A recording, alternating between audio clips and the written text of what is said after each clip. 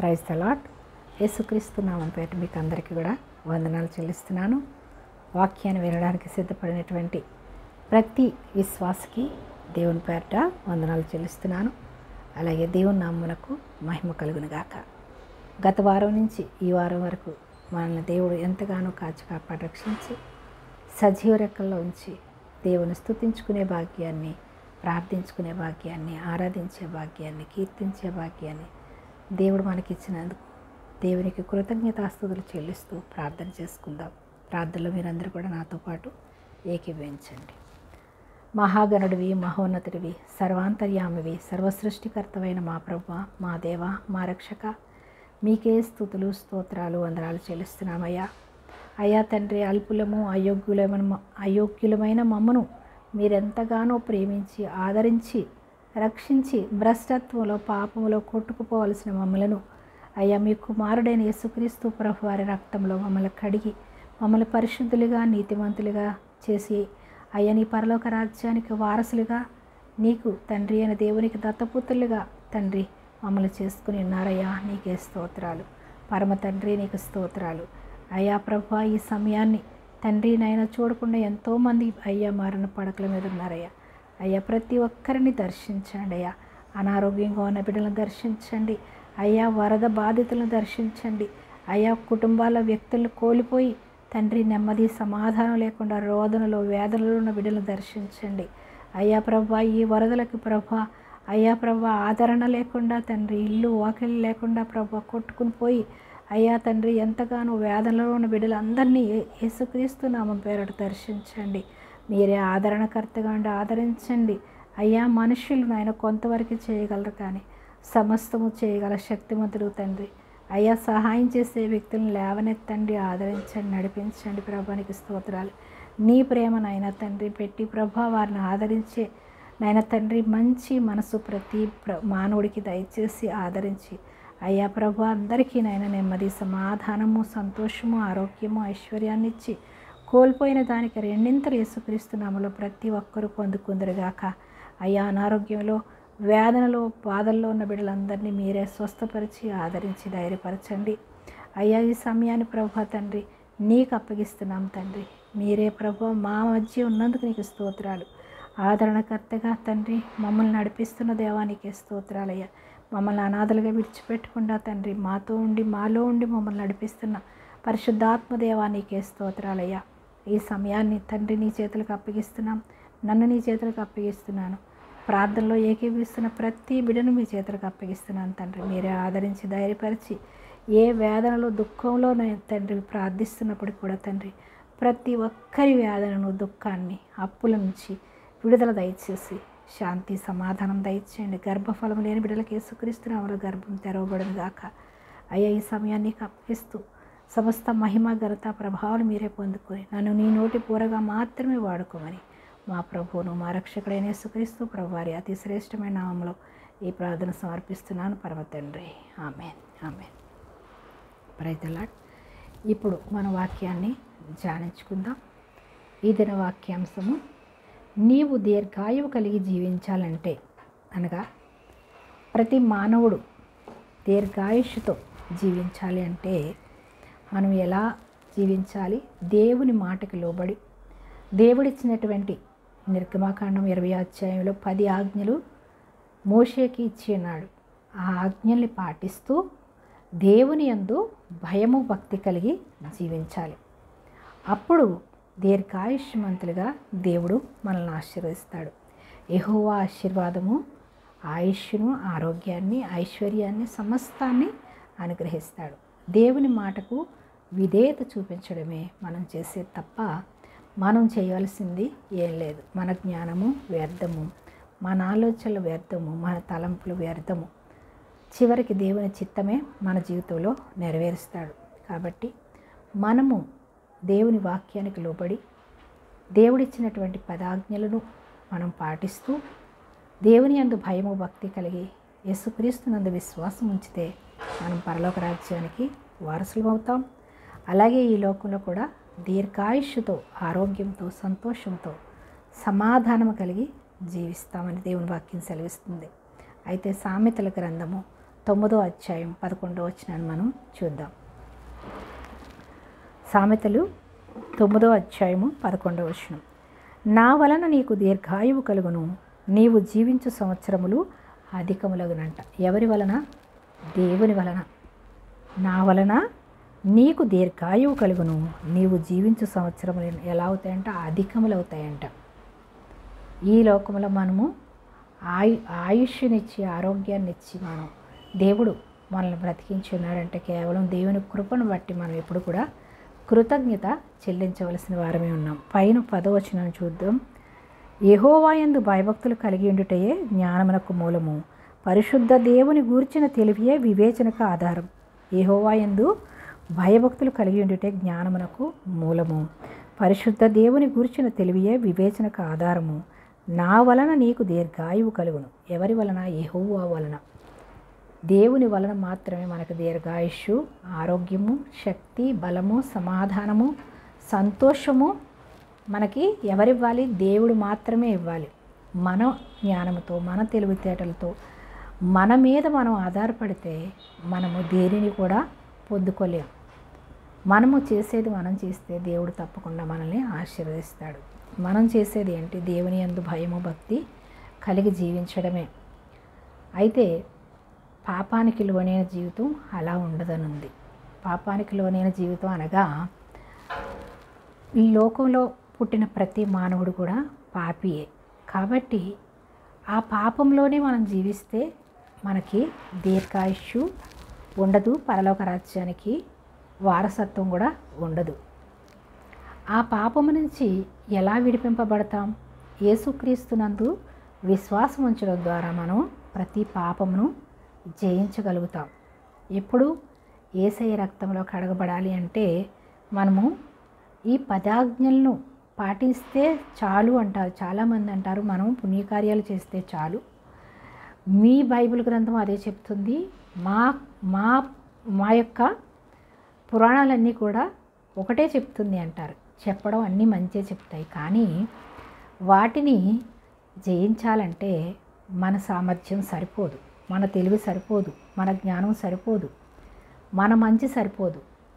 యేసయ్య ఈ లోకానికి వచ్చి మన పాపాల నుంచి, శాపాల నుంచి విడిపించడానికి ఆయన రక్తము అవసరమైంది కాబట్టి ఆయన సిలువలో ప్రాణం పెట్టాడు, బలిగా అర్పించాడు.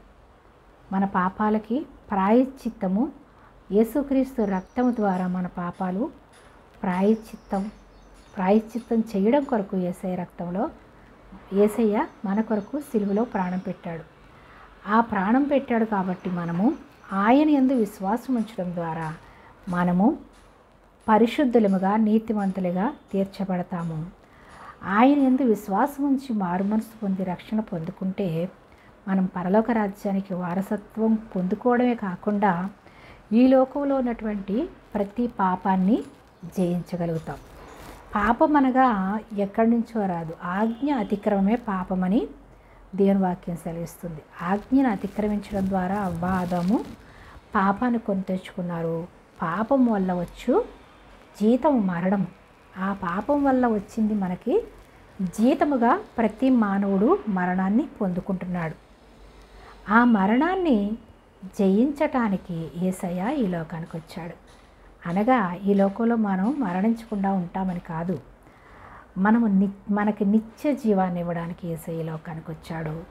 మనకి ఈ లోకంలో మనకి దీర్ఘ ఆయుష్ని ఇవ్వడానికి వచ్చాడు, ఆరోగ్యాన్ని ఇవ్వడానికి వచ్చాడు, రక్షణ ఇచ్చి నిత్య రాజ్యానికి చేర్చడానికి యేసయ్య వచ్చాడు. కాబట్టి యేసయ్య వచ్చినా మనము ఇంకా కూడా పాపంలోనే ఈ లోక సంబంధంగా మనము జీవిస్తూ ఉంటే మనలో ఉన్న పాపాలను మనము తీసుకోలేము.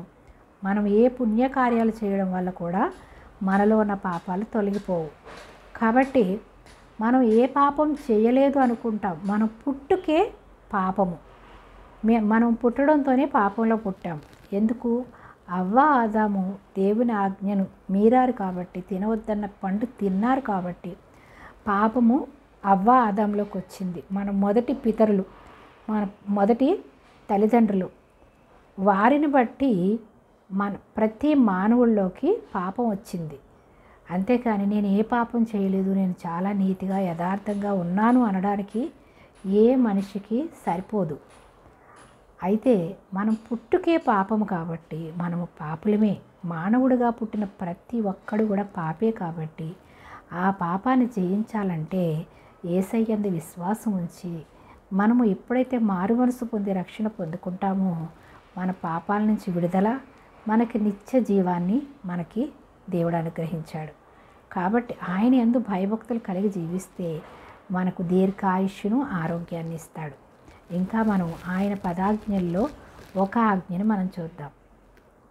నిర్గమకాండము 20వ అధ్యాయం మొత్తం మనకి పదాజ్ఞలు మోషేకి తండ్రి అయినటువంటి దేవుడు ఆ యొక్క కొండపైన దేవుడు మోషేకి 10 ఆజ్ఞలు ఇస్తాడు పలకల మీద రాసి.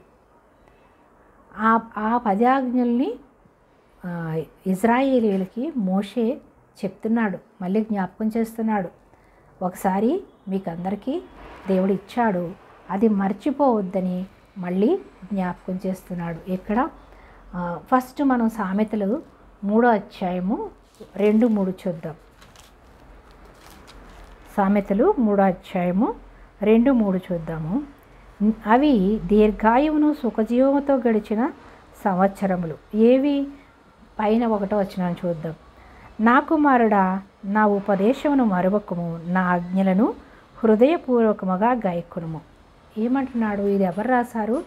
సొలొమోను మహారాజు రాశాడు. దావీదు కుమారుడైనటువంటి మహాజ్ఞాని అయినటువంటి సొలొమోను సామెతలు అని వ్రాయబడి ఉంటుంది. సొలొమోను రాసిన, దావీదు రాసిన, పౌలు రాసిన, పేతురు రాసిన, ఎవరు రాసిన, మోషే రాసిన పరిశుద్ధ గ్రంథము అనేది పరిశుద్ధాత్మ దేవుడు ప్రేరేపణతో పరిశుద్ధుల చేత వ్రాయబడినది కాబట్టి పరిశుద్ధాత్మ ప్రేరేపణతో సొలొమోను మహారాజు సామెతల గ్రంథాన్ని రాశాడు. ఏమంటున్నాడంటే సామెతల గ్రంథం 3వ అధ్యాయం 1వ వచనంలో, నా కుమారుడా, నా ఉపదేశమును మరువకము, నా ఆజ్ఞలను హృదయపూర్వకముగా గైకొనుము. నా కుమారుడా అంటే సొలొమోను మాట్లాడట్లేదు, సొలొమోనులో పరిశుద్ధాత్మ దేవుడు ఉండి మాట్లాడుతున్నాడు. ప్రతి మానవుడి గురించి, ప్రతి మానవుడిని కుమారుడుగా, కుమార్తెగా దేవుడు పిలుస్తున్నాడు. నా కుమారుడా, నా కుమారుడా, నా ఉపదేశమును నువ్వు మర్చిపోకు అంటే నేను ఇచ్చినటువంటి ఆజ్ఞల్ని మర్చిపోకు, దేవుని వాక్యాన్ని నువ్వు మర్చిపోకు, నేనిచ్చిన ఆజ్ఞలను విడిచిపెట్టుకని నా కుమారుడా అని పరిశుద్ధాత్మ దేవుడు సొలొమోను మహారాజుతో సంబోధిస్తూ రాసినటువంటి సొలొమోను సామెతలు 3వ అధ్యాయం 1వ వచనాన్ని మనం చూస్తున్నాం. నా కుమారుడా, నా ఉపదేశమును మరువకము, నా ఆజ్ఞలను హృదయపూర్వకముగా గైకొనాలంట. దేవుని ఆజ్ఞలు ఎలా అంట? హృదయపూర్వకముగా. ఎవరో చూస్తారని మంచి పనులు చేయడం, ఎవరి కోసమో గొప్పగా మనల్ని చెప్పుకోవాలని మనం మంచి పనులు చేయడం కాదు, కానీ హృదయపూర్వకంగా మనం మంచి చేయాలి. హృదయపూర్వకంగా దేవుని వాక్యాన్ని మనము విశ్వసించాలి, దేవుని వాక్యాన్ని మనం ఆరాధించాలి, ధ్యానించాలి. అయితే ఉపదేశమును మరువకము, నా ఆజ్ఞలను హృదయపూర్వకముగా గైకొనుము అనగా పాటించడం. అది దీర్ఘాయువును సుఖజీవముతో గడిచిన సంవత్సరములు. ఏంటంట? దేవుని వాక్యాన్ని మనం ఎప్పుడైతే హృదయపూర్వకంగా ఆచరిస్తామో, గైకొంటామో అవి మనకి ఏం చేస్తాయంటే దీర్ఘాయుష్యును సుఖముతో గడుచు సంవత్సరములు, శాంతిని నీకు కలుగజేస్తాయంట. దీర్ఘాయువును సుఖముతో గడుచు సంవత్సరములను శాంతిని నీకు కలుగజేస్తాయి. ఎప్పుడు? దేవుని వాక్యాన్ని మనము మన హృదయపూర్వకంగా ధ్యానించినప్పుడు, దేవుని మాటలకు మన విధేయత చూపించినప్పుడు. ఇంకా 3వ వచనంలో ఏముందంటే, దయను సత్యమును ఎన్నడూ నిన్ను విడిచిపోనీయకము. ఏం చేయాలంట? దయను సత్యాన్ని అంటే సత్యమైన దేవుని వాక్యాన్ని మనం నమ్మడం. అలాగే దేవుని దయ మన మీద ఉంది కాబట్టి మనము ఈ దినము జీవించి ఉన్నాము. అలాగే మనుష్యుల ఎడల మనము దయను కలిగి జీవించాలి. దేవుని దయ మన మీద ఉన్నప్పుడు ఇతరుల ఎడల మనము దయ చూపించాలి. ఎన్నడూ కూడా దాన్ని విడిచిపెట్టొద్దు అంటున్నాడు. దయను సత్యం అనగా అబద్ధం ఆడకుండా దయ కలిగి మనము దీన మనసుతో, దేవుని దయ మన మీద ఉంది కాబట్టి మనము ఇతరుల ఎడల దయ కలిగి ఉండాలి, సత్యాన్ని విడిచిపెట్టొద్దు. వాటిని ఏం చేయాలంట, కంఠభూషణములుగా ధరించుకోవాలంట. అంటే మనము మెడలో అలంకరించుకుంటాం, మంచి గోల్డ్, డైమండ్స్, మంచి స్టోన్స్తో ఉన్న నగలను మనము అలంకరించుకుంటాం. కానీ దేవుడు ఏమంటున్నాడు, కంఠభూషణముగా దయను, సత్యాన్ని అలంకరించుకో. నువ్వు లోక సంబంధమైన అలంకరణ కాకుండా ఆత్మీయ సంబంధమైనటువంటి దయా, సత్యం అనేది నువ్వు మెడలో అలంకరించుకో. అంటే మనము ఇతరుల ఎడల దయ చూపించినప్పుడు, మనల్ని ఇతరులు దేవుని ప్రేమ మనలో చూసినప్పుడు, దేవుని విశ్వసించిన పిల్లలు ఇలా ఉంటారా అని వాళ్ళకి దేవుని ప్రేమను మనలోంచి చూపించాలి. అది కంఠభూషణంగా ధరించేసుకో నువ్వు. అంటే ఒకసారి ఉండి ఒకసారి పోవడం కాకుండా నీ కంఠానికి ఎలాగైతే ఒక అలంకారంగా ధరించుకుంటావో అది నువ్వు ధరించుకో అంటున్నాడు. నీ హృదయమును పలక మీద వాటిని రాసుకోను. ఏం చేయాలంట, హృదయం అనే పలక మీద మనం రాసుకోవాలి. అంటే ఒకసారి చదివినప్పుడు మనము దేవుని ప్రేమ చూపించడం, విన్నప్పుడు కాసేపు ఎంతో అయ్యో దేవుడు ఇంత మనకు అద్భుత కార్యాలు చేశాడు కదా, ఆ దేవుని కొరకు ఏమైనా చేయాలని మనం నిర్ణయించుకుంటాము. దేవుని వాక్యం విని ఇంటికి వెళ్ళిన వెంటనే మళ్ళీ మర్చిపోతాము. ఈ లోకములో కుటుంబీకులతో మళ్ళీ యథావిధిగా మనము దయా సత్యాన్ని మర్చిపోయి నోటికి వచ్చినట్టుగా మనం మాట్లాడుతూ ఉంటాం. కాబట్టి అది ఏమంటున్నాడు, హృదయం అనే పలక మీద నువ్వు రాసేసుకో, నీ మెడలో అలంకారంగా ధరించుకో అంటున్నాడు. అంటే నువ్వెప్పుడు విడిచిపెట్టొద్దు, నీతో పాటు ఉండాలి, నీలో ఉండాలి. దేవుని దయ, దేవుని కృప, దేవుని సత్యము ఎప్పుడు నీతో ఉండాలి అని హృదయం అనే పలక మీద. అంటే మన హృదయంలో దేవుని వాక్యం ఉన్నప్పుడు మనం ఇంకెప్పుడు కూడా మర్చిపోవు. అది పెదవులతో పలికినప్పుడు, నోటితో చెవులతో విని విడిచిపెట్టేవారుగా కాకుండా హృదయం అనే పలక మీద మనము ముద్రించేసుకో అని సొలొమోను మహారాజు, జ్ఞాని అయినటువంటి సొలొమోను మహారాజు పరిశుద్ధాత్మ దేవుడు ప్రేరేపణతో ఆ యొక్క సొలొమోను మహారాజు వ్రాస్తున్నాడు. అవి మనము అలంకరణగా అలంకరించుకోవాలి. అప్పుడు మనము దీర్ఘాయువును, ఆరోగ్యాన్ని మీకు అనుగ్రహిస్తాడు అని చెప్తున్నాడు. ఇంకా సామెతలు 10:27 చూద్దాము. సామెతలు 10:27లో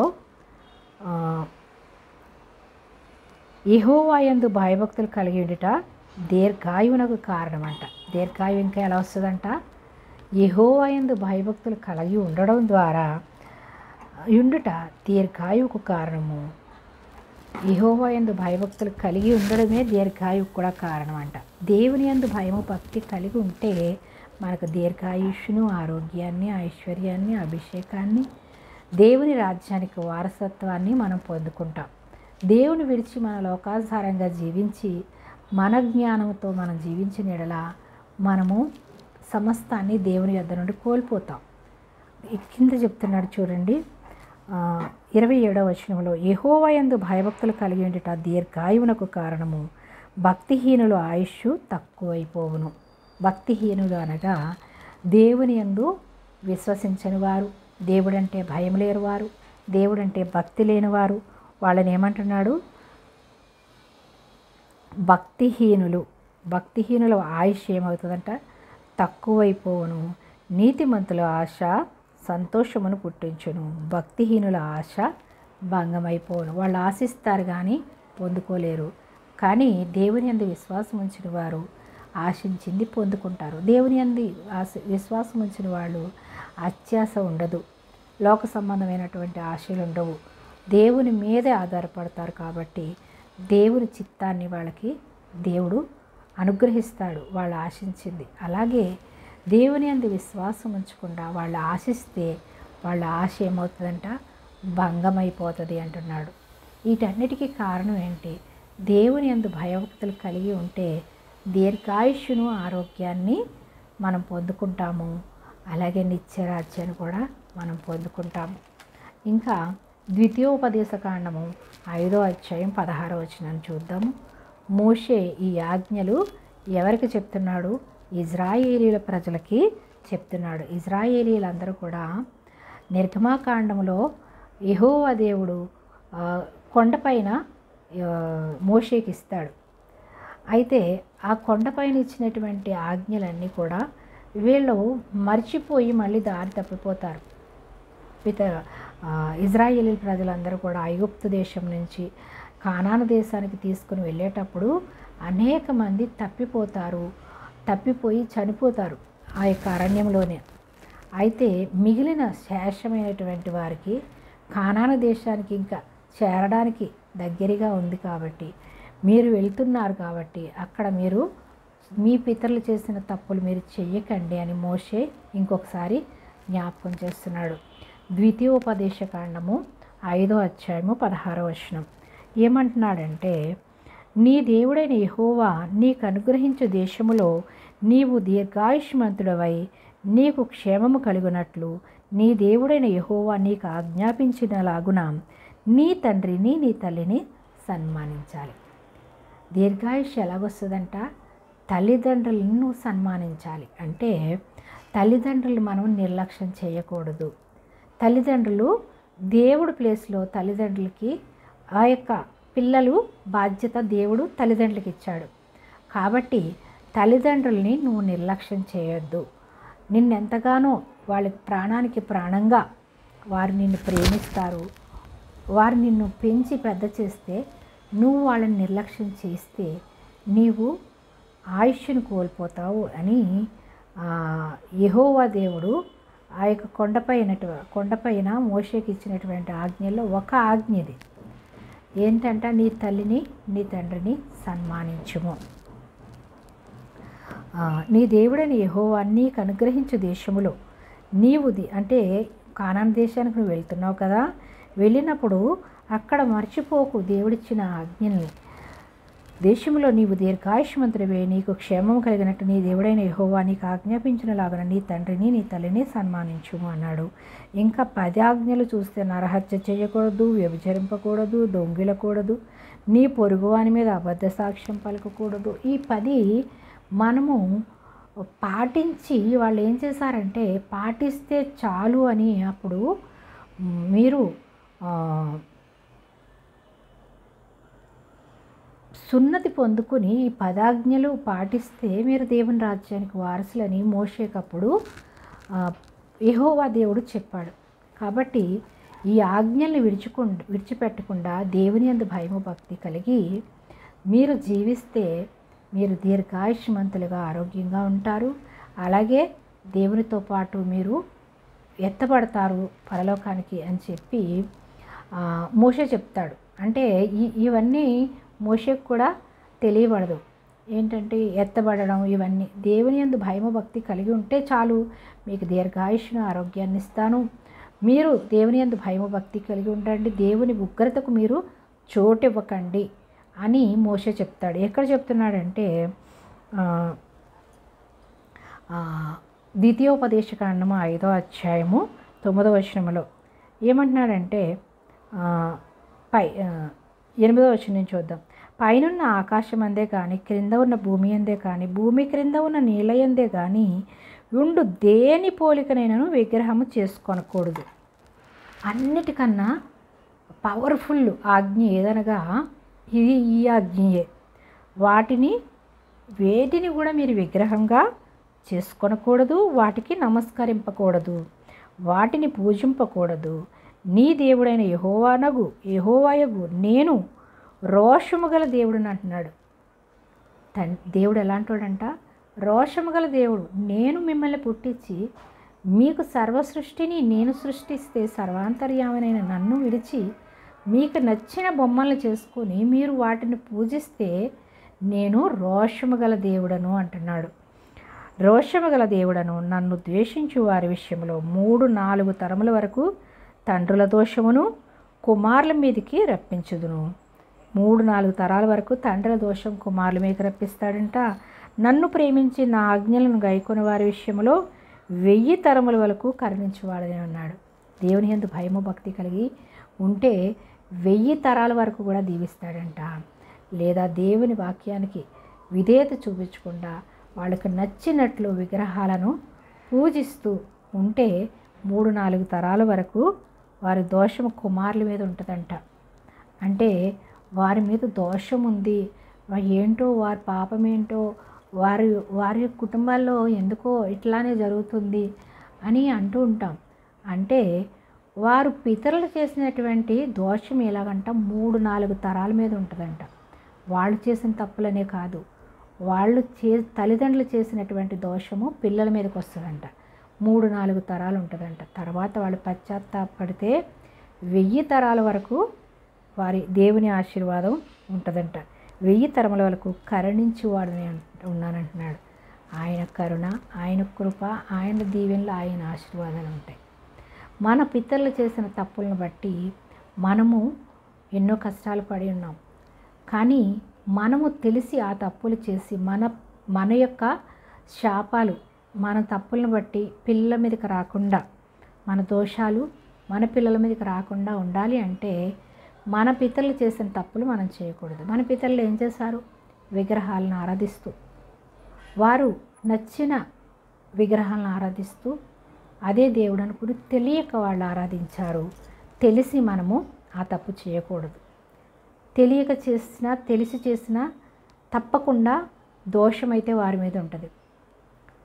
తెలిసిన తర్వాత మనం పశ్చాత్తాపడితే మన పిల్లల మీద ఆ దోషము లేకుండా దేవుడు 1000 తరాల వరకు చేస్తానంటున్నాడు. పాపము కానీ ఏదైనా తెలిసి చేసినా తెలియక చేసినా తప్పకుండా మాత్రం మనం ఈ లోకంలో అనుభవించి తీరాలి. కానీ పశ్చాత్తాపడినప్పుడు మన మించి, మన పిల్లల మించి ఆ యొక్క శాపాన్ని దేవుడు తీసివేస్తాడు. కాబట్టి మనము పశ్చాత్తాపంతో, దేవా మనం పేరు పెట్టక్కర్లేదు, యేసు ప్రభువు అని పిలవడం నీకు నచ్చలేదు, యేసు ప్రభువు ఒక కడజాతి వారి దేవుడని, మనము ఆ దేవుణ్ణి ఆరాధించకూడదని, మన దేవుణ్ణి మనం ఆరాధించాలని ఇదొక అపవాది వారి హృదయాలను కఠినపరిచేసింది.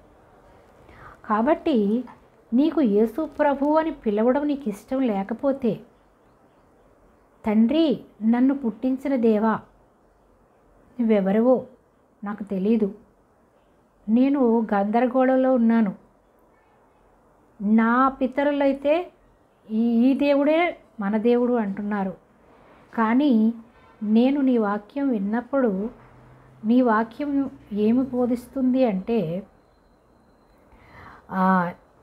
నేను తప్ప వేరొక దేవుడు ఉండకూడదు, ఉండిన ఎడల నేను రోషము గల దేవుడను, వారి తల్లిదండ్రుల దోషము నేను 4 తరాల వరకు ఉంటుంది, అదే నా మాట వింటే నా కరుణ, నా మాట నన్ను ప్రేమించి నా ఆజ్ఞలను గైకొని వారి విషయంలో 1000 తరముల వరకు కరుణ చూపేవాడిగా ఉన్నాను అని నేను విన్నాను. కాబట్టి నువ్వెవరివో నాకు తెలియదు, నన్ను ఎందుకు పుట్టించావో నాకు తెలియదు, నా పట్ల నీ చిత్తమేంటో, నీ ప్రణాళిక ఏంటో బయలుపరచు, నాతో మాట్లాడు, నువ్వు నాతో మాట్లాడితే నేను ఆ దేవుణ్ణి ఆరాధిస్తాను. నేను ఇంతవరకు అజ్ఞానంలో ఉన్నాను, నా పితరులు చెప్పిన దేవుడే దేవుడు అనుకుంటున్నాను, లోకం అంతా ఆరాధించేదే దేవుడు అనుకుంటున్నాను.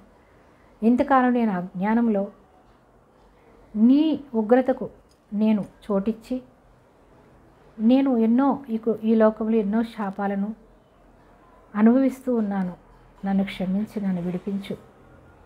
దేవా తండ్రి అని ఎవరైతే ప్రార్థిస్తారో వారిని దేవుడు క్షమించి విడిపిస్తాడు.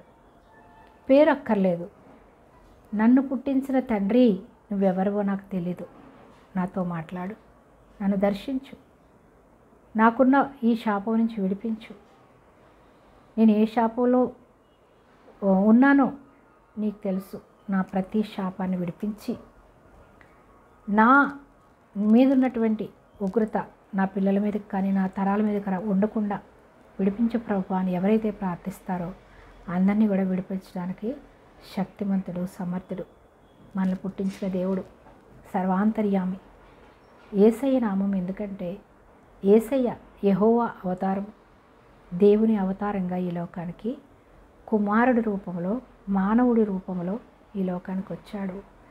ఆయన రక్తం మన కొరకు అర్పించాడు, బలిగా అర్పించాడు. సిలువలో తన ప్రాణాన్ని బలిగా అర్పించి ఆ రక్తం ద్వారా మనల్ని పరిశుద్ధులుగా నీతిమంతులుగా చేశాడు. కాబట్టి మనం పరిశుద్ధులు నీతిమంతులు అయ్యాం తప్ప మనం ఏమి గొప్పవారం కాదు. మనమేం మంచి పనులు చేయడం ద్వారా మనం గొప్పవారిగా నీతిమంతులుగా మారలేదు. ఆయన కరుణను బట్టి, ఆయన కృపను బట్టి, ఆయన ప్రేమను బట్టి మనల్ని రక్షించుకున్నాడు. మన పాపాల నుంచి, శాపాల నుంచి యేసయ్య రక్తంలో కడిగి మనల్ని పరిశుద్ధులుగా చేశాడు. కాబట్టి మనం పరిశుద్ధులం అయ్యాము. పరిశుద్ధులం అవడమే కాకుండా ఈ లోకంలో దీర్ఘాయుష్ను, ఆరోగ్యాన్ని, ఐశ్వర్యాన్ని ఇచ్చి, దీర్ఘాయుష్ను, సమాధానాన్ని ఇచ్చి నిత్యరాజ్యానికి వారసులుగా మనల్ని చేసుకున్నాడు. కాబట్టి మనము దేవుని యందు భయము భక్తి కలిగి జీవించడమే దీర్ఘాయువును కలిగి ఉంటాము. దేవుని యందు భయము భక్తి కలిగి ఉండడమే జ్ఞానమునకు మూలము అంటున్నాడు. ఏ జ్ఞానం? లోక జ్ఞానం కాదు, పరలోక జ్ఞానం మనకు అనుగ్రహిస్తాడు. మన మనోనేత్రాలు తెరవబడతాయి. మనం చూస్తూ ఉంటాం కానీ చూడలేని స్థితిలో ఉన్నాం, వింటూ ఉన్నాం కానీ గ్రహించలేని స్థితిలో ఉన్నాం, వినలేని స్థితిలో ఉన్నాం, ఆలోచిస్తున్నాం కానీ గ్రహించలేని స్థితిలో ఉన్నాం. కాబట్టి మనము దేవుని సన్నిధిలో నా మనోనేత్రాలు వెలిగించు ప్రభా, నేనేం చేస్తున్నానో నాకు తెలియదు, నేను ఎవరిని పూజిస్తున్నానో నాకు తెలియదు, ఎవరిని ఆరాధిస్తున్నానో నాకు తెలియదు, ఏది మంచో ఏది చెడో గ్రహించలేని అంధత్వంలో ఉన్నాను, నా మనోనేత్రాలు తెరవచే ప్రభా అని అడిగితే దేవుడు నీకు ప్రతిదీ తెలియపరుస్తాడు. పరిశుద్ధాత్మ దేవుడు నీలోకి వచ్చి నీకు మారు మనసు రక్షణ ఇచ్చి, పరిశుద్ధాత్మ దేవుడు నీలోకి వచ్చి నీకు ఏది మంచో ఏది చెడో ప్రతిదీ బయలుపరుస్తూ ఉంటాడు. అప్పుడు మనం ఇతరులకి మంచి చేయగలుగుతాం. అంతవరకు మనము మంచి చేయలేం. స్వార్థంతో, అసూయలతో, కక్షలతో, ద్వేషాలతో, అహంకారంతో, గర్వంతో నిండిపోయిన మనసుతో ప్రతి మానవుడు కూడా అపవాది కబంధ హస్తాల్లో చిక్కుకుని ఉన్నాడు. మానవులు తప్పు చేస్తున్నారంటే వాళ్ళ తప్పు కాదు. ప్రతి ఒక్క మానవుడు కూడా దేవుని స్వరూపం, దేవుని ఆత్మ ప్రతి మానవుల్లో ఉంది. కానీ అపవాది ఆ అంధత్వాన్ని కలుగచేసి ఈ చెడు అంతా వాడి హృదయంలో పెట్టి మంచి చేయాల్సినటువంటి మానవుడు చెడు చేస్తున్నాడు. జంతువుల కన్నా హీనంగా, అసభ్యకరంగా జీవిస్తున్నారు. కామవాంఛలతో, స్వార్థంతో, అసూయలతో, కక్షలతో జీవిస్తూ మానవత్వాన్ని మర్చిపోయి జీవిస్తున్నారు. అంటే మానవుడు చేసే తప్పు కాదు. అపవాది వారిని బంధించి, వారు మంచి చేయాలని అనుకున్నా చేయలేకుండా వాళ్ళని బంధించి అంధత్వంలో ఉంచేశాడు. అంధత్వం అంటే ఇదే. వారు ఏం చేస్తున్నారు? వారు గ్రహించుకోలేని స్థితిలో ఉండడమే అంధత్వం.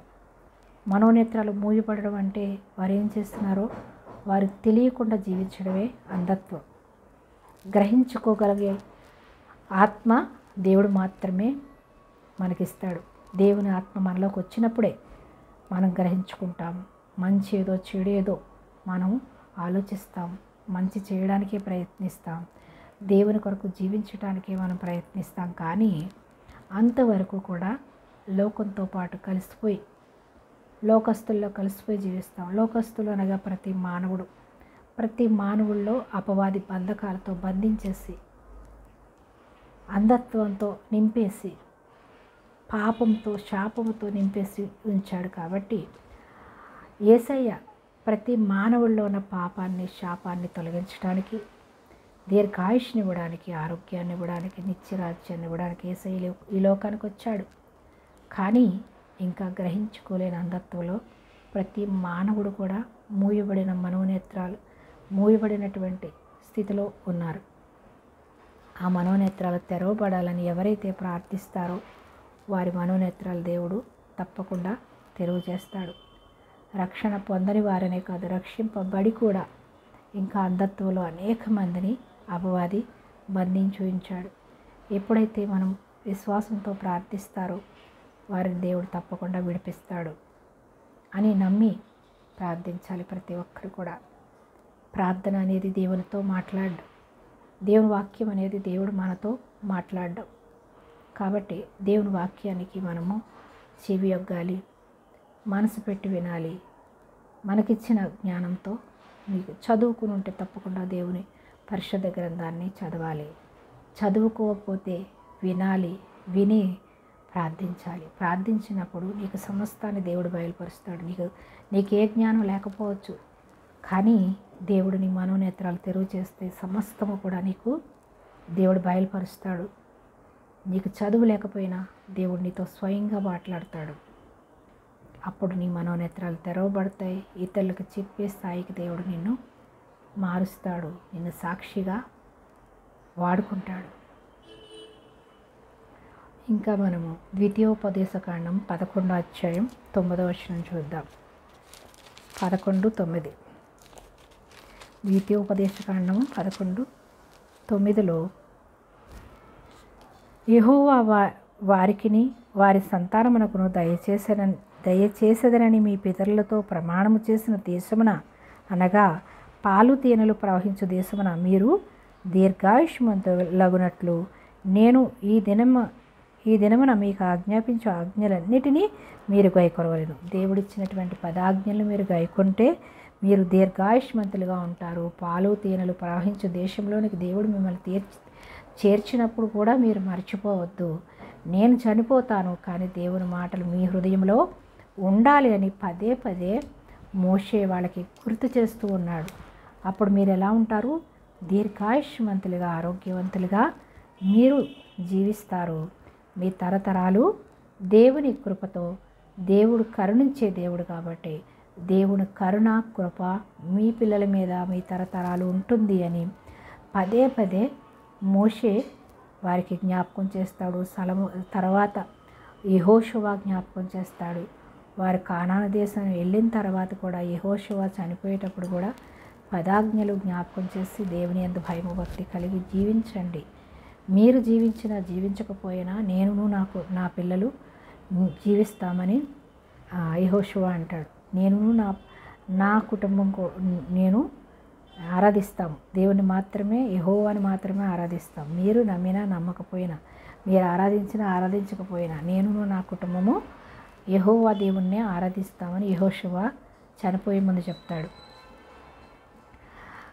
ఇంకా మనము 11 నుంచి చూస్తే చాలా ఉంది. 11 నుంచి ద్వితీయోపదేశకాండం 11వ అధ్యాయము 9వ వచనం నుంచి చూస్తే మొత్తం ఇదంతా కూడా చూస్తే దేవుడు మోషే ఐగుప్తీయులకు చెప్తున్నాడు ఏమంటే, మీరు దీర్ఘాయుష్మంతులగునట్టు నేను ఈ దినమున మీకు ఆజ్ఞాపించు ఆజ్ఞలన్నిటినీ మీరు గైకొనవలెను.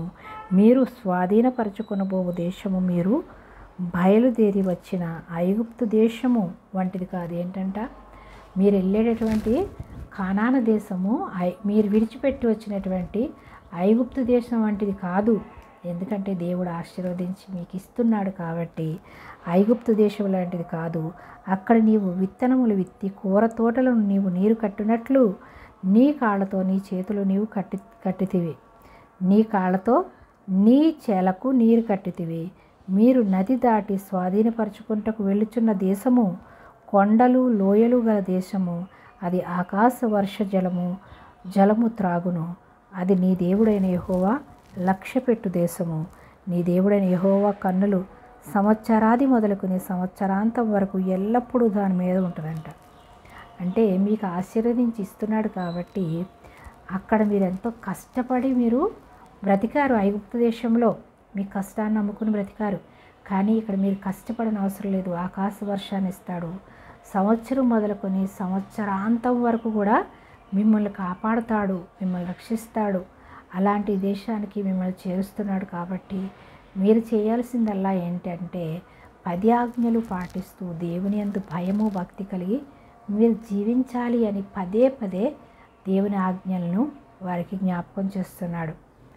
అయితే అన్ని ఆజ్ఞల కన్నా భయంకరమైనటువంటి పాపం ఏదంటే విగ్రహారాధనని చెప్తాడు. దేవుడు రోషము గల దేవుడు, ఆయన ఉగ్రతకు మీరు చోటు ఇవ్వకండి అంటాడు. అలా దేవుని ఉగ్రతకి చోటిచ్చి మళ్ళీ ఇజ్రాయేలీల ప్రజలు కానాను దేశానికి చేర్చిన తర్వాత కూడా వాళ్ళు తప్పిపోతారు. కానాను దేశం నుంచి దేవుడు తరిమివేసి మళ్ళీ అనేకమైన ప్రవక్తల్ని సమకూర్చి వారందరినీ మళ్ళీ ఇజ్రాయేల్ ప్రజలకి దేవుడు మళ్ళీ వాక్యాన్ని వినిపించి వాళ్ళందరినీ కూడా మళ్ళీ ఇజ్రాయేల్ దేశానికి చేరుస్తాడు. దేవుడు వాగ్దానం ఇచ్చిన దేవుడు కాబట్టి దేవుడు విశ్వసించిన బిడ్డల్ని, దేవుని యందు విశ్వాసం ఉంచిన బిడ్డలు, దేవుడు ఏర్పరచుకున్న బిడ్డల్ని తప్పులు చేసినా కానీ వాళ్ళని క్షమించి వారితో మాట్లాడి వాళ్ళని మళ్ళీ తప్పకుండా దేవుని పిల్లలుగా చేసుకుంటాడు. ఆయన నిత్యరాజ్యానికి వారసులుగా చేసుకుంటాడు. అందుకే నీతిమంతుడు 7 మార్లు పడినా మళ్ళీ తప్పింపబడతాడని ఉంది. అంటే దేవుని యందు విశ్వాసం ఉంచి పాపములో పడిపోయినా దేవుడు విడిచిపెట్టడు. వాళ్ళని మళ్ళీ ఎలా అయినా వాళ్ళ పాపాల నుంచి విడిపించి వాళ్ళని పరిశుద్ధులుగా చేసుకుని నిత్య రాజ్యానికి వారసులుగా చేసుకుని ఆయనతో పాటు ఉండే విధంగా వారి పాపాల నుంచి శాపాల నుంచి విడిపిస్తాడు. ఆయన పిల్లలు ఎప్పుడవుతారు? ఆయన యందు విశ్వాసం ఉంచి మారు మనసు పొంది రక్షణ పొందుకున్నప్పుడే. ఇప్పుడు తల్లిదండ్రులు ఉంటారు, వారు రక్షింపబడతారు. పిల్లలు రక్షింపబడకపోయినా పట్టించుకోరు. మేము వెళ్తున్నాంలే, మేము నమ్ముకున్నాంలే అనుకుంటారు. ఎందుకంటే వాళ్ళకి వాక్యం క్షుణ్ణంగా అర్థం కాలేదు. వాళ్ళకి క్షుణ్ణంగా వాక్యం అర్థమవుతే, అయ్యో మా పిల్లలు, మేము కన్న పిల్లలు, మేము పరలోక రాజ్యానికి వెళ్ళి మా పిల్లలు నిత్య నరకాగ్నికి వెళ్ళిపోతారా అయ్యో అని భయముతో వణుకుతో వాళ్ళు ఏం చేస్తారంటే పిల్లలకి రక్షణ ఇప్పిస్తారు, దేవుని మార్గంలో పెంచుతారు, దేవుని ప్రేమలో పెంచుతారు. అంతేకాని ఏం చేస్తారంటే వాళ్ళకి దేవుని వాక్యం పూర్తిగా తెలియక మేము రక్షింపబడ్డాంలే చాలు, వాళ్ళు ఏదో సమస్య వల్ల, ఏదో కష్టమో, ఎవరో రోగం నుంచి తప్పించాడని, ఏదో ఒక అద్భుత కార్యం జరిగిందని రక్షణ పొందుకుంటారు. కానీ దేవుని శక్తిని వాళ్ళు గ్రహించలేని స్థితిలో ఉన్నారు. దేవుని శక్తిని కానీ గ్రహించి ఉంటే కనుక వాళ్ళు రక్షింపబడి పిల్లల్ని నరకములో పడేయరు. ఇప్పుడు మన పిల్లలు తప్పిపోతుంటే, ఈ లోక ఆకర్షణలో పడిపోతుంటే, ఒక త్రాగుడికి బానిసైపోయి, వ్యభిచారానికి బానిసైపోయి, దొంగతనాలకి బానిసైపోతే తల్లిదండ్రులు చూస్తూ సంతోషిస్తారా? ఈ లోకంలో తప్పిపోయి పడిపోతేనే తల్లిదండ్రులు ఎంతో బాధపడతారే. అలాంటిది ఈ లోకంలో వాళ్ళని విడిచిపెట్టి వాళ్ళు తప్పులు చేయక్కర్లేదు. వాళ్ళు దేవుని యందు భయభక్తులు చూపించాల్సిన వాళ్ళు విగ్రహారాధన వైపు మళ్ళీ లోకానుసారంగా లోకస్తులతో కలిసిపోయి జీవిస్తే వాళ్ళు ఎక్కడికి వెళ్తారు? నిత్య నరకాగ్నికి తీసుకెళ్ళిపోతాడు అపవాది. వాళ్ళు నిత్య నరకాగ్నికి వెళ్ళిపోతుంటే వీళ్ళేం పట్టించుకోకుండా వీళ్ళు ప్రశాంతంగా ఉన్నారు అంటే వీళ్ళకి వాక్యము అసలు అర్థం కాలేదు. దేవుని శక్తిని వీళ్ళు గ్రహించుకోలేదు. దేవుడు స్వస్థపరిచే దేవుడు లేదా ఆశీర్వదించే దేవుడు అని మాత్రమే వీళ్ళకి తెలుసు. కానీ నిత్య రాజ్యానికి చేర్చే దేవుడు, దేవుని యందు విశ్వాసం ఉంచకపోతే రోషము గల దేవుడు నిత్య నరకాగ్నికి అపవాదికి అప్పగిస్తాడని గ్రహించుకుని ఉంటే కనుక ఆ తల్లిదండ్రులు పిల్లల్ని లోకంలో ఉంచరు.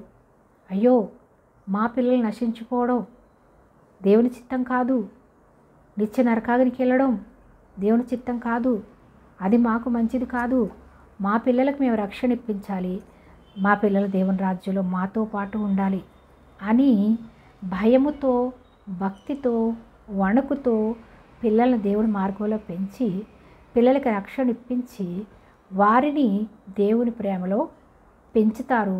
వాళ్ళు పెద్దవారైనప్పుడు వాళ్ళు తప్పిపోరు, తొలగిపోరు, వాళ్ళు దేవుని రాజ్యానికి వారసులు అవుతారు. మనం ఈ లోకంలో ఏమైనా పిల్లలకి ఇస్తున్నాము అంటే అతి ముఖ్యమైనది రక్షణ. రక్షణ అనగా బాప్తిస్మం, రక్షణ అనగా నిత్య నరకాగ్ని నుంచి తప్పించడం, రక్షించడం. నరకంలో పడవలసినటువంటి మానవుల్ని యేసయ్య రక్తంలో కడిగి రక్షించాడు. ఆయన రక్తంలో మన పిల్లలు కూడా కడగబడితే ఆ నరకాగ్ని నుంచి రక్షింపబడతారు, తప్పించబడతారు. రక్షణ అనగా నిత్య నరకాగ్ని నుంచి తప్పింపబడడం, రక్షింపబడడం. అయ్యో నేను నశించిపోతున్నాను రక్షించండి అంటారు వాళ్ళు ఏమన్నా నాకు ఆపదలో ఉంటే. రక్షించండి అంటే ఈ ఆపదలో నేను ఉన్నాను, లేదా ఈ గోతిలో పడిపోతున్నాను, లేదా నాకు ఏదో పెద్ద అపాయం జరుగుతుంది, నన్ను రక్షించండి రక్షించండి అని అరుస్తారు. కానీ రక్షించబడడం అంటే నిత్య నరకాగ్ని నుంచి తప్పించబడడం, పరలోక రాజ్యానికి వారసులవ్వడం.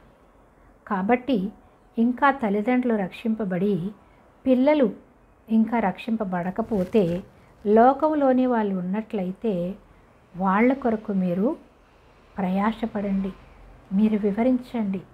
మీకు వివరించడం రాకపోతే దేవుని వాక్యం ఈ లోకంలో విరివిగా దొరుకుతుంది. యూట్యూబ్లో, టీవీల్లో దేవుని వాక్యం విరివిగా వినబడుతుంది. ఈ వీడియోలు మీరు పిల్లలకు షేర్ చేసి వినండి. విని మీరు మారుమనసు పొంది రక్షణ పొందుకోండి. మేము ఎంతో తప్పు చేశాం. చిన్న బాలుడిగా ఉన్నప్పుడు మేము నిర్లక్ష్యం చేశాం. మాకు తెలియలేదు. మాకు తెలియక మేము రక్షింపబడ్డాం చాలే అని పిల్లల విషయంలో నిర్లక్ష్యం చేశాం. కాబట్టి ఈ దినం మీరు తప్పిపోయినారు. ఇప్పుడైనా మీరు వినండి, మీరు రక్షింపబడండి, నిత్యరాజ్యానికి వారసులు కండి అని తల్లిదండ్రులుగా రక్షింపబడినటువంటి వారు పిల్లలకి చేయవలసినటువంటి మంచి పని ఏదైనా ఉందంటే వారికి రక్షణ ఇప్పించడం. రక్షణ ఇప్పించకుండా మేము రక్షింపబడ్డాం చాలే, వాళ్ళు ఎప్పుడో రక్షింపబడతారు అనుకుంటూ ఇంకా అంధత్వంలో ఉన్నారు. దైవ సేవకుల పిల్లలు కూడా ఇంకా ఎంతోమంది రక్షణ లేకుండా ఉన్నారు అంటే చాలా విచారకరమైనటువంటి విషయం. అంటే వారికి కూడా పూర్తిగా వాక్యం అర్థం కాలేదని అర్థం. పిల్లల దేవుళ్ళో పెంచకుండా లోకంలో ఉద్యోగాల కొరకు, డబ్బు కొరకు, మంచి పేరు ప్రఖ్యాతుల కొరకు వాళ్ళని విదేశాలకు పంపించడం, వారికి రక్షణ లేకుండా వారిని పంపించడం అనేది ఎంతవరకు సమంజసం? వారికి దేవుని కాపుదలను ఇచ్చి పంపించాలి. లోకస్తుల గురించి నేను మాట్లాడట్లేదు. లోకస్తులకు అసలు దేవుని వాక్యమే తెలియదు. వారికి దేవుని వాక్యమే తెలియదు కాబట్టి వారికంట దేవుని వాక్యం వెరితనంగా ఉందంట. దేవుని మాటలు వాళ్ళకి వెరితనంగా ఉంటుంది. ఎందుకంటే వీళ్ళకి ఒక పిచ్చి పట్టింది, మత పిచ్చి పట్టింది. వీళ్ళకి పరలోకం అంటారు, నరకం అంటారు, ఏదో పిచ్చి పట్టింది, ఏదో మాట్లాడతారని చెప్పి వాళ్ళు అనుకుంటారు. ఎందుకంటే వాళ్ళకు వాక్యం తెలియదు. పాపం వాళ్ళ మనోనేత్రాలు దేవుడు అపవాది మూసివేసి ఉంచాడు. రక్షింపబడి కూడా నీలో మూసివేసి ఉన్నాడంటే నువ్వు అంధత్వంలోంచి బయటికి రావాలి, నువ్వు ఉన్న శాపంలోంచి బయటికి రావాలి, నువ్వు ఉన్నటువంటి చీకటి కోణంలోంచి బయటికి రావాలి. ఈ లోక ఆశీర్వాదాల కోసం పరుగులెడుతుంటే నువ్వు బయటికి రావాలి. ఈ లోకంలో ఆశీర్వాదం దేవుడిస్తాడు. ఈ లోకంలో నీకు ఐశ్వర్యాన్ని ఇస్తాడు, నీకు ఆయుష్ని ఇస్తాడు, అన్నీ ఇస్తాడు దేవుడు. అంతేకాని నువ్వు దేవుడిని విడిచి ఈ లోక ధనం కోసం, ఈ లోకంలో పేరు ప్రఖ్యాతుల కోసం, ఈ లోకంలో ఏదో సాధించాలని దూర ప్రదేశాలకు పంపించి, ఇతర దేశాలకు పంపించి వాళ్ళు ఎప్పుడో మారుతారు, మన మాట వినట్లేదు వాళ్ళు అంటున్నారు అంటే పాపం నిజంగా ఆ తల్లిదండ్రులకి దేవుని వాక్యం పూర్తిగా అర్థం కాలేదు. అర్థమైతే పిల్లల్ని లోకంలో విడిచిపెట్టరు. దేవుని కాపుదలు ఉండాలి, దేవుని కంచి వేయాలి. మన ప్రార్థన సరిపోదు, పరిశుద్ధాత్మ దేవుడు వాళ్ళలోకి రావాలి. వాళ్ళలో ఉన్నప్పుడే వాళ్ళని దేవుడు మంచి మార్గంలో నడిపిస్తాడు. మనం ఎంత ప్రార్థన చేసినా దేవుని ఆత్మ వాళ్ళలో లేకుండా దయ్యపు ఆత్మ వాళ్ళలో ఉన్నప్పుడు వాళ్ళకి ఏం పని చేస్తుంది? దేవుని ఆత్మ ఎప్పుడు వస్తుంది? దేవుని యందు విశ్వాసం ఉంచి మారు మనసు పొంది రక్షణ పొందుకుంటే పరిశుద్ధాత్మ దేవుడు వారిలోకి వస్తాడు. మిమ్మల్ని నేను అనాథలుగా విడిచిపెట్టను, నేను ఆదరణకర్తను పంపిస్తానని యేసయ్య పరలోకానికి ఎక్కిపోతూ చెప్పాడు. నేను ఎలా అయితే వెళ్తానో అలా మళ్ళీ తిరిగి వస్తాను, మీరందరూ సిద్ధపడి ఉండండి, వధువు సంఘం వలె ఉండండి, నేను పెళ్లి కుమారుడిగా మళ్ళీ వస్తానన్నాడు. అంటే పెళ్లి కుమార్తె పెళ్లి కుమారుడు వస్తాడన్నప్పుడు సిద్ధపడి ఉంటుంది. అంతేకాని వచ్చిన తర్వాత చూద్దాంలే అని సిద్ధపడకుండా కూర్చుంటుందా? పెళ్లి కుమారుడు వస్తున్నాడంటే పెళ్లి కుమార్తెని ఇక్కడ సిద్ధం చేసి ఉంచుతారు. అలాగే పెళ్లి కుమారుడు ఎప్పుడైనా రానే ఉన్నాడు, మనం సిద్ధపడి ఉండాలి.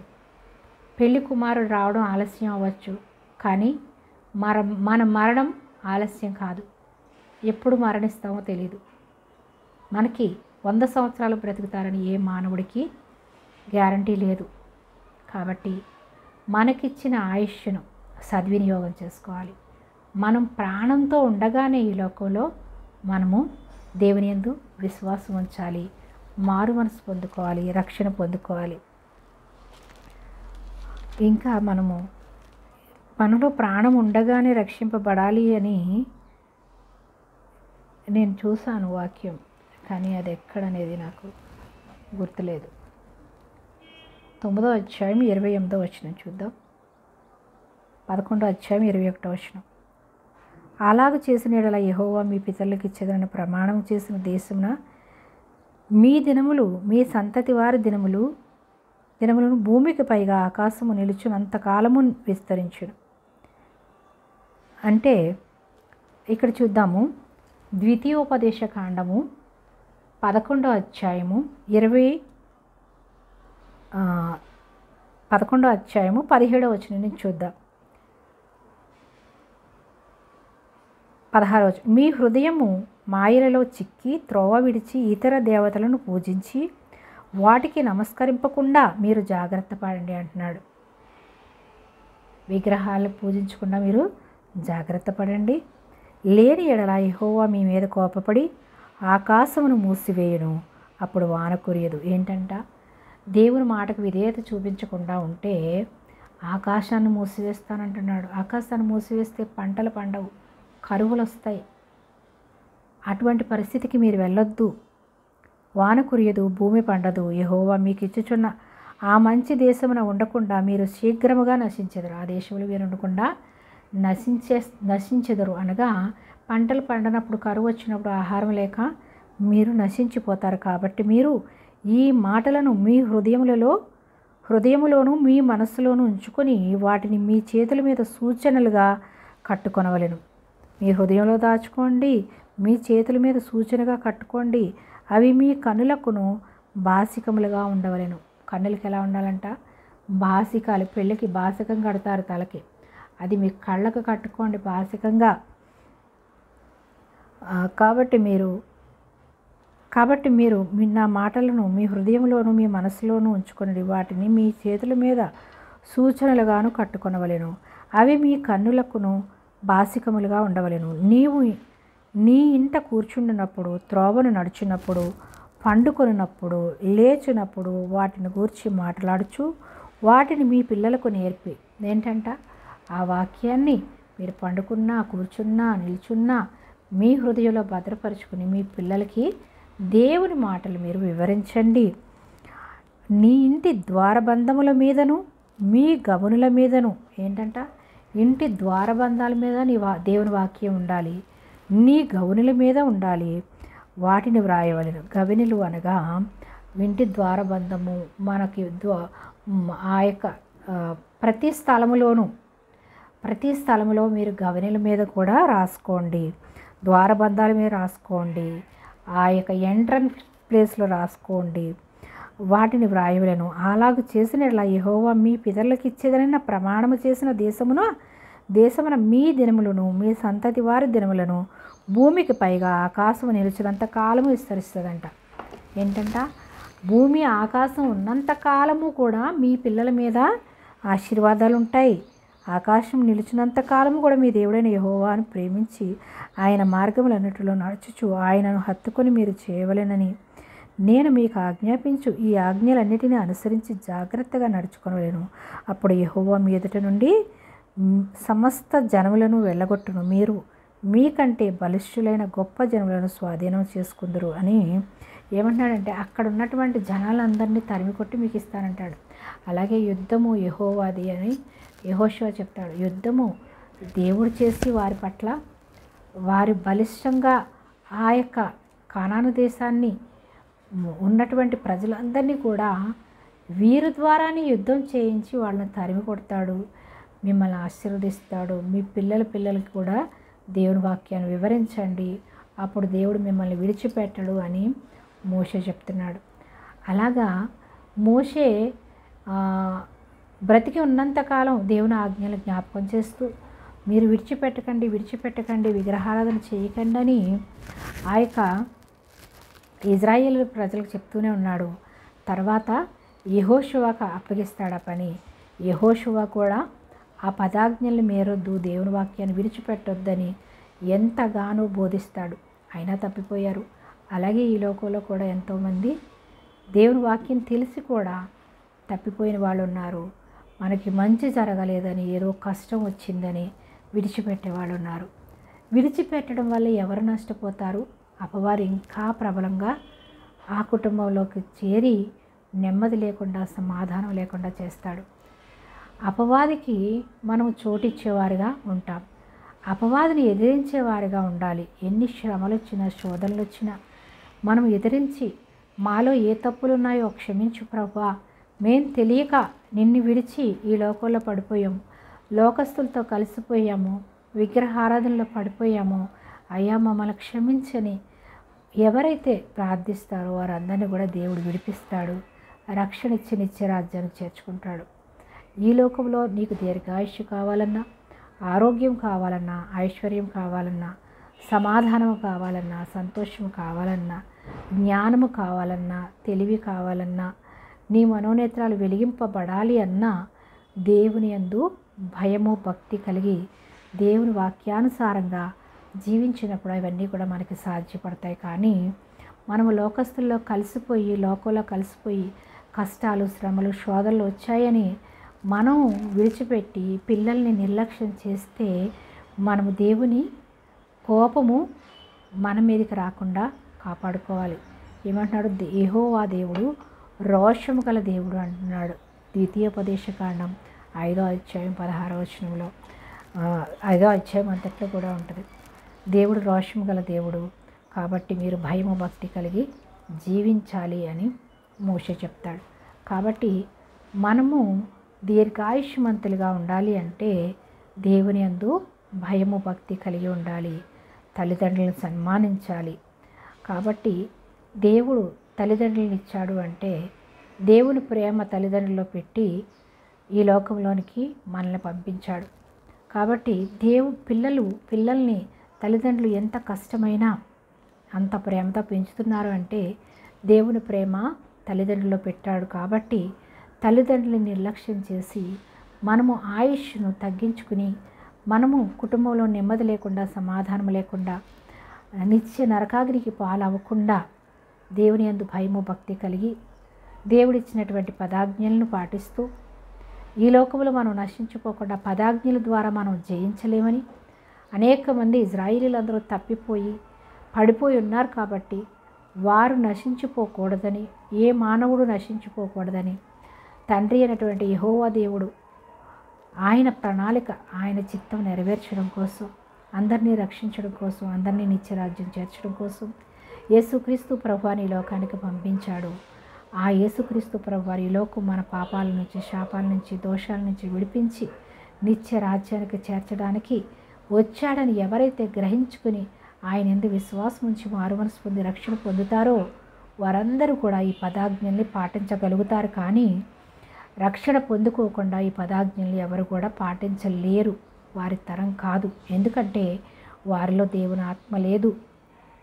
అపవాది ఆత్మ వాళ్ళని బంధించి మంచి పనులు చేయకుండా చెడ్డ పనులకి దారి తీస్తూ వారు నశించిపోయేలా చేసి నిత్య నరకాగ్నికి తీసుకెళ్లడమే అపవాది యొక్క పని. కాబట్టి అపవాది కబంధ హస్తాల నుంచి విడిపించబడాలి అంటే దేవుని యందు విశ్వాసం ఉంచి పశ్చాత్తాపం గల హృదయంతో, తండ్రి నన్ను క్షమించు, నేను ఇంతవరకు తెలియక నేను అంధత్వంలో ఉన్నాను, నేను ఇంతవరకు చేసిన తప్పులని, పాపాలను క్షమించి విడిపించి నన్ను నిత్యరాజ్యానికి వారసుడిగా చేయడానికి నీవు వచ్చావని నేను గ్రహించలేదు ప్రభువా, నన్ను క్షమించని ఎవరైతే ప్రార్థిస్తారో వారందరినీ క్షమించి విడిపించడానికి సమర్థుడు, శక్తివంతుడు. కాబట్టి ప్రతి ఒక్కరూ యేసయ్యందు విశ్వాసం ఉంచి మారుమనసు పొందితే దీర్ఘాయుష్మంతులుగా, ఆరోగ్యవంతులుగా, శక్తివంతులుగా, బలవంతులుగా, నిత్యరాజ్యానికి వారసులుగా చేర్చబడతారు.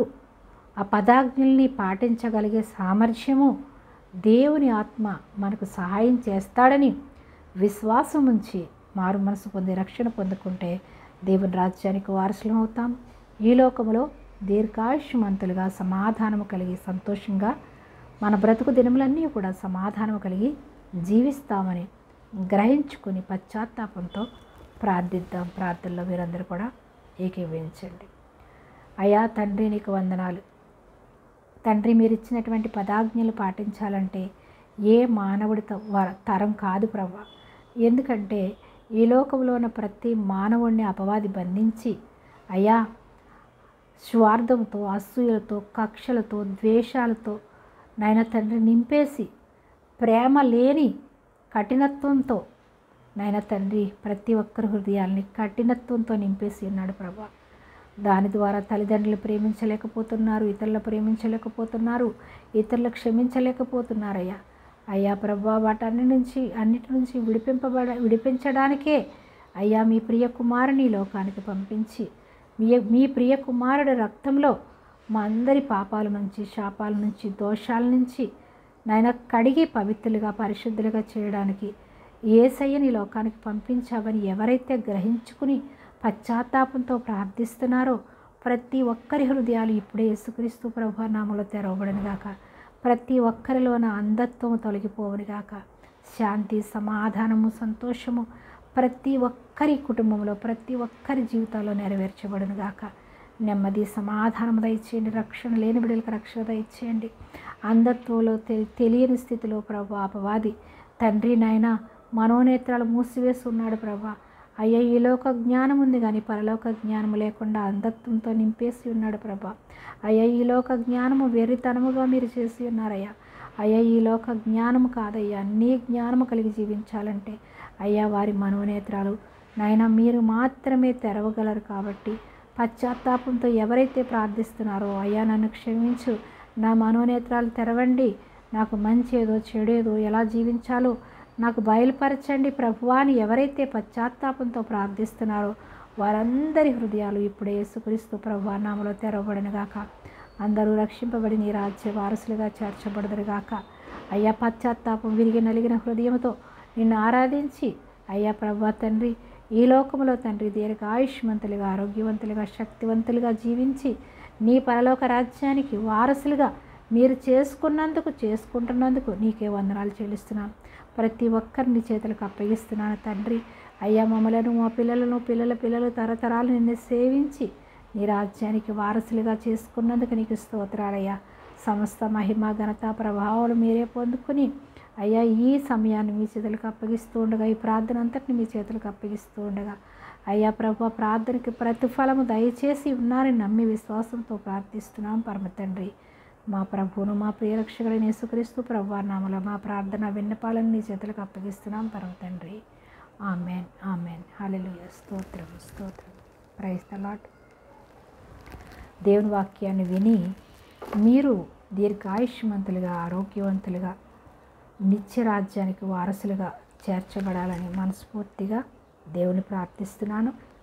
ఈ వాక్యాన్ని విన్న ప్రతి ఒక్కరు కూడా విని విడిచిపెట్టేవారుగా ఉండకుండా మీ స్నేహితులకు, మీ రక్త సంబంధీకులకు, రక్షణ లేని వారికి, రక్షింపబడి ఇంకా అపవాది కబంధ హస్తాల్లో చిక్కుకొని ఎవరైతే ఉన్నారో వాళ్ళందరూ విడుదల పొందుకోవాలని మీరు ప్రేమ కలిగి ఉంటే కనుక ఈ వీడియోని అందరికీ షేర్ చేసి అనేక మంది బంధకాల నుంచి విడిపించి నిత్యరాజ్యానికి వారసులుగా చేస్తే మనము దేవుని పనిలో నమ్మకంగా పనిచేస్తున్నామని దేవుని దీవెనలు మన మీద ఉంటాయి.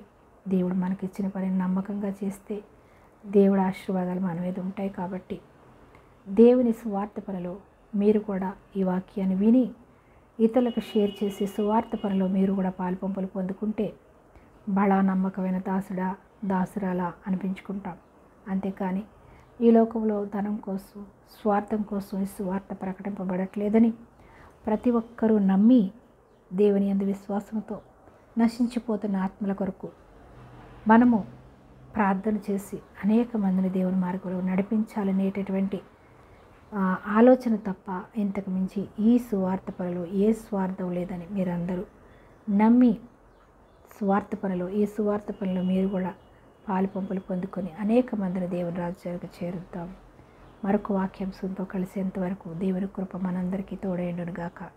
తండ్రి అయిన దేవుని ప్రేమ, కుమారుడైనటువంటి యేసుక్రీస్తు ప్రభువారి కృప, పరిశుద్ధాత్మ దేవుని అన్యోన్య సహవాసం ఇప్పుడు ఎల్లప్పుడూ సదా సకల పరిశుద్ధులకు, మనకు, మన కుటుంబాలకు నిత్యము తోడై ఉండును గాక. Amen, amen. Praise the lord.